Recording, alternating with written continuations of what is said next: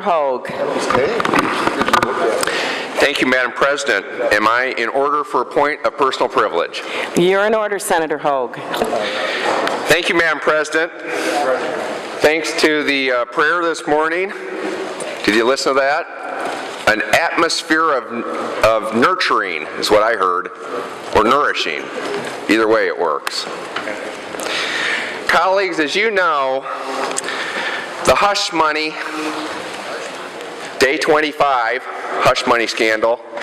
As you know, the hush money is just the tip of a very large iceberg.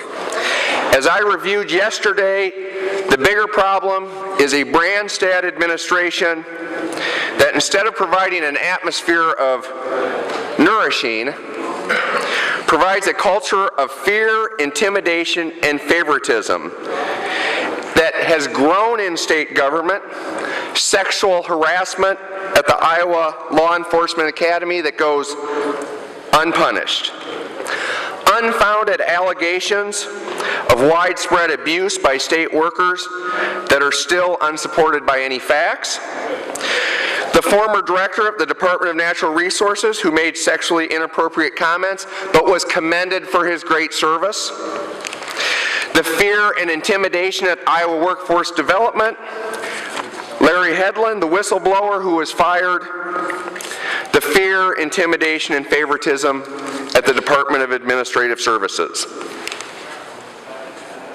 It all calls into question the management of Governor Branstad, who does not own up to the facts, but instead responds by calling his critics liars and partisans. I heard it again this morning. Stop your partisan attacks. Governor Branstad, there is nothing partisan about repeat sexual harassment at the Iowa Law Enforcement Academy that has gone unpunished. That's not partisan. That's bad mismanagement. Senator Guth, thank you for staying in the chamber. Because not only does it call that into question, it calls for a change of heart. And it calls for change of laws to protect whistleblowers from retaliation. Yesterday, I listened very carefully when Senator Sodders called for a renewed investigation of the sexual harassment, the threats, and the retaliation at the Iowa Veterans Home. Some of you in this chamber will remember last year, because 14 of you attended, I was not among them, the hearing that Senator Beal had about the Iowa Veterans Home. I have now read the minutes, I've read the testimony, and today I join Senator Sodders in his call for a new independent investigation of the sexual harassment, the threats, and the retaliation at the Iowa Veterans Home. Now, the commandant of the Veterans Home, David Worley, resigned October 1st, 2013. When he resigned, Governor Branstad said in a statement, "I want to thank David for his years of service and important changes at the Iowa Veterans Home." He thanked him. Remember that as I review the rest of the facts. Before that investigation, before the resignation on October 1st, the state ombudsman was investigating the complaints. During the investigation, Ryan Lamb at the Department of Administrative Services insisted, contrary to state law, that the ombudsman reveal the person who had asked for the investigation. And with the permission of the requester, the ombudsman provided the name. It was Darrell Beal, our senator, our chair of the Veterans Affairs Committee. Ryan Lamb asked for that. Oh, that's not a good culture. During that investigation, a Marshalltown businessman told Senator Beal that the request for the name was not surprising. Quote, "Everything in this process has had the same problem. When people filed confidential DSA reports, Worley found out. When I called the governor's office, Worley found out." In other words, neither DAS nor the governor's office would respect the confidentiality of a whistleblower. There was no safe place to complain. More history. Senator Beal asked for the Ombudsman's investigation following the hearing on May 6, 2013, less than a year ago, by the Senate Veterans Affairs Committee. Here was some of the testimony that was received that day, and those of you who were there will remember it. That businessman, Mike Schlesinger of the Marshalltown Times-Republican, testified about a community meeting at which it was reported that the commandant threatened and screamed at people with inappropriate language, sexually inappropriate words also used, and that, quote, employees were told not to come for fear of the commandant. Robbie Coram, a former social worker at the Iowa Veterans Home who retired in 2012, testified she felt like she could speak only because, quote, she is retired and cannot be threatened for speaking. She testified, staff is now at-will employees.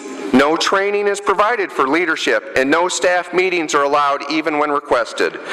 Differences of opinion between staff and administration is met with anger, dishonesty, hostility, intimidation, and more control. In general, there is fear and lack of trust in the administration.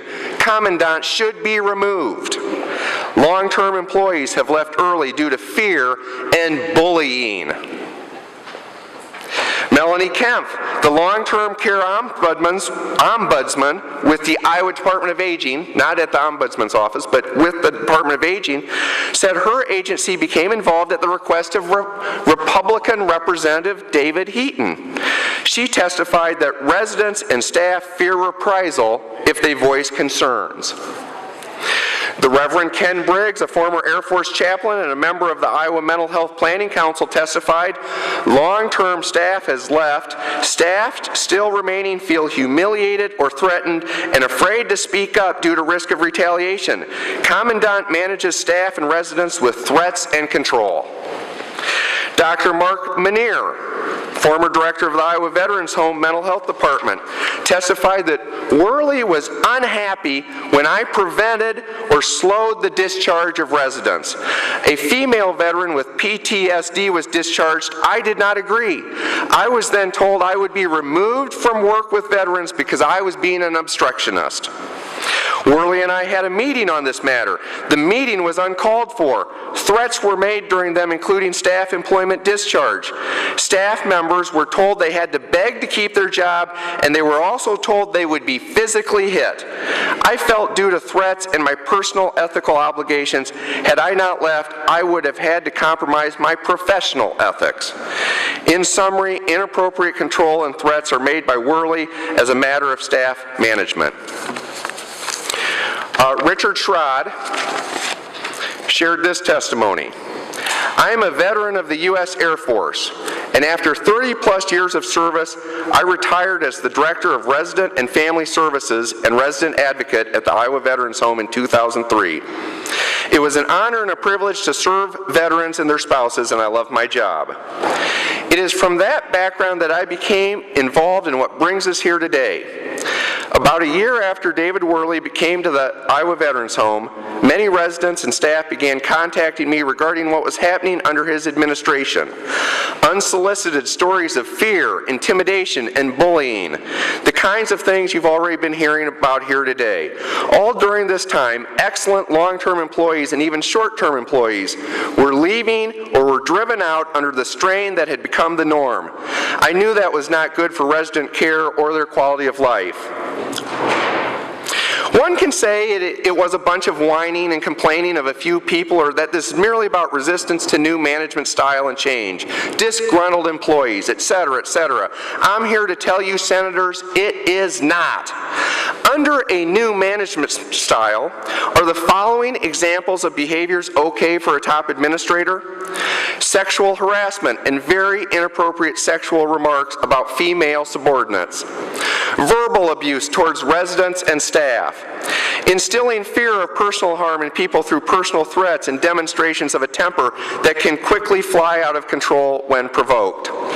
telling them stories of his past violent behavior towards those who got on his bad side, and hinting at, you're making a huge mistake if you mess with him, and punctuating it all with stories of his gun collection. What about actually putting your hands on an employee, and I don't mean in a friendly way? What about public humiliation, ridicule, making denigrating remarks about residents or staff, especially if the person is seen as disagreeing with him or his deputy? Is any of this okay for the top administrator of any organization or company in this day and age? Of course it isn't. In fact, these are actionable offenses. They are against the law.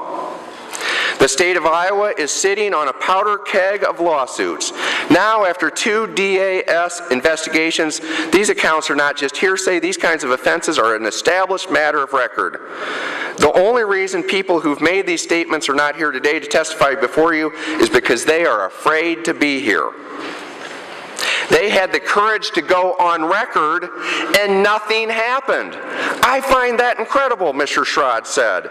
What absolutely baffles so many people is why.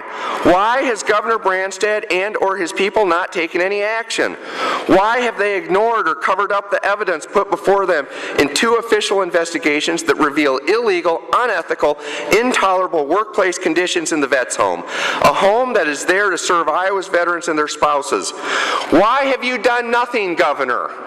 Said Mr. Schrod. After the hearing, remember the governor thanked Worley for his service on October 1st. After the hearing, after all that testimony, Governor Branstad made the statement that he considered Worley a strong, effective leader at the Iowa Veterans Home, and that he, quote, wholeheartedly supported Worley as the commandant. It gets worse. Colleagues and Madam President, these complaints were not new to Governor Branstad on May 6, 2013. Senator Beal has reported to me that he spoke privately with Jeff Boink, David Roederer, and Governor Branstad to privately encourage them to address the threats, the harassment, and the intimidation, and to ask them to do something in the weeks and the months before the hearing. Governor Branstad did nothing. And today I'm holding in my hand a letter dated February 11th, 2012. 15 months before the Senate Veterans Affairs Committee hearing, from Richard Schrod to Governor Branstad. Here's what Mr. Schrod said. Dear Governor Branstad, on January 3rd, 2012, I wrote you a letter imploring your help with problems at the Iowa Veterans Home under the administration of David Worley. On January 6, 2012, I had a personal interview with Mr. Jeff Pankman from the Department of Administrative Services, who listened very attentively to my list of allegations. Subsequently, I became aware that my conversation with Mr. Pankman resulted in your authorization of a full investigation of the allegations that I made regarding Mr. Worley. I trusted Mr. Pankman when I spoke with him, and I am confident he is doing a good job for you in completing his inquiries and preparing his report to you. Thank you, Mr. Branstad, for ordering this investigation. Perhaps this is way out of line for me to say at this time, sir, but I believe when the investigation is completed, there will be a preponderance of evidence gathered that will speak clearly for Mr. Worley's removal as commandant. February 2012.